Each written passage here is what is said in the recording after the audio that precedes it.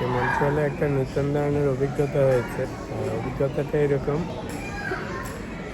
Montreal এয়ারপোর্টের কাছাকাছি আমার গাড়ি এক জায়গায় পার্ক করেছি।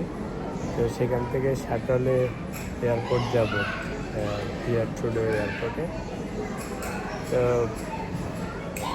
এখন শাটলের ড্রাইভার এসছে অনেকক্ষণ পরে, আমি ওয়েট করেছি কয়েক মিনিট। তো আমি যখন অটো থেকে এটা বুক করি তখন ভেবেছিলাম যে নাম সুন্দর, অবভিয়াসলি বিদেশি ওনার, সেরকমই হবে। তো অনেকক্ষণ পরে আমার শাটলের ড্রাইভার আসলো, তো বললো যে স্যার কোথায় যাবেন। আমি বললাম আমি তো এয়ারপোর্টে যাবো, তো ডিপার্চারের দিকে যাবো। এনিওয়েজ, তো কিছুক্ষণ পরে ফোন আসছে আমাদের শাটল ড্রাইভারের।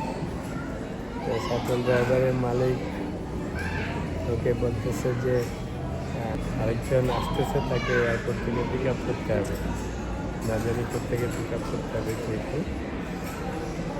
তো ও বললো যে আমার তো একজন কাস্টমার এখানে আছে, তো ওনাকে তো নামিয়ে দিতে হবে। তো এই সমস্ত কথোপকথন হচ্ছে, তা আমি শুনতেছি। তো মজার ব্যাপার হচ্ছে, এখানে একটা ইন্টারেস্টিং ব্যাপার আছে, সেটা একটু পরে বলছি। তো কথোপকথনের পরে তো হঠাৎ করে শাটল ড্রাইভার আমাকে বললো যে চলেন, খুব জলদি করে অফিস লক করে দিয়ে, ওদের ওখানে একটা ওই পার্কিং লটের সাথে যে অফিস থাকে, ছোট্ট একটা অফিস ছিল। তা আমাকে বললো যে চলেন আপনাকে নামাই দিয়ে আসি। আমি বললাম ঠিক আছে। তো যখন গাড়িতে উঠে বসেছি তখন দেখি তখন ওর বস ওকে ইনস্ট্রাকশন দিচ্ছে।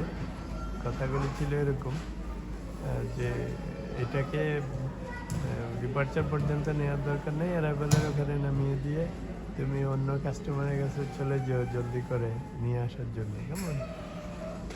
তো যখন এই কথাগুলি বলেছে, ইন্টারেস্টিং এনাফ, এতক্ষণ বুঝতে পারিনি, এখন দেখি ওরা আসলে বাংলায় কথা বলতেছে। তা আমার খুব হাসি পেয়েছে। তো ওরা তো জানে না যে আমিও বাঙালি। তো যাই হোক, পরে ড্রাইভারকে বললাম যে তুমি একটা কাজ করো, তুমি তোমার বসের কথা শোনার দরকার নেই, তুমি আমাকে এয়ারপোর্টের ঠিক জায়গায় নামিয়ে দিয়ে, কেমন? তোমার বস যেখানে উল্টা পুল্টা জায়গায় বলেছে সেখানে নামানোর দরকার নেই। তো হেসে বলতে, স্যার আপনি বাঙালি? আমি বললাম হ্যাঁ। বলে বাংলাদেশি? আমি বললাম হ্যাঁ। তো বলে আপনার দেশ কোথায়? তো আমি বললাম যে আমার দেশ, বললাম যে নোয়াখালী। তো পরে ও বললো হ্যাঁ আমারও দেশ নোয়াখালী, বুঝেন ঠেলা। তো একটু আগে তো লজ্জা পেয়ে গেছে, লজ্জা পেয়ে বলতেছে আপনি আমার বসের কথা কিছু মাইন্ড করেন না, আমি যেখানে আপনাকে নামানো সেখানেই নামিয়ে দিয়ে আসবো। তো তখন চিন্তা করে দেখেন, যদি এটা অন্য কোনো ল্যাঙ্গুয়েজের হতো, অন্য কোনো দেশই হতো, তাহলে বেচারা তার বুঝতে পারতো না। তো মন্ট্রিয়াল এয়ারপোর্ট এত বড়, কোথায় আপনাকে নামিয়ে দিত আপনি বুঝতেও পারতেন না। তা আমাদের বাঙালিদের স্বভাব দেখেন, একটু সুযোগ পেয়ে আরেকজনকে সার্ভিস দেওয়ার জন্য আমাকে বলল, ঠিক এরকম করে বললো যে এটাকে একদম ডিপার্চারের ওখানে নেওয়ার দরকার নেই, আগেই নামিয়ে দিও, যাতে জামে না পড়ার টাইম বেশি না লাগে। তো জিনিসটা খুবই মজা লেগেছে। তবে আরও একটা ইন্টারেস্টিং টুইস্ট হচ্ছে, আমাদের সেই শাটল ড্রাইভারকে জিজ্ঞেস করলাম পরে যে আপনি কতদিন ধরে এসছেন? বললো যে 1-1.5 বছর ধরে এসছি। তা আমি বললাম ঘটনা কি, দেশে কী সমস্যা? বলে আসলে ওই একটু আমার আব্বা রাজনীতি করতো, তো পরে ভাবে বোঝা গেল যে আওয়ামী টাইপের কিছু হবে। ঠেলায় পড়ে বলতেছে আমি খুব বেশি কিছু করতাম না, আমার আব্বাই করতো। তো যাই হোক, দেশের অবস্থা সুবিধা নেই, এই জন্য চলে আসতে হলো। তো মায়াই লেগেছে বেচারা, এসে এখানে এখন এয়ারপোর্টে শাটলের ড্রাইভারই করতেছে।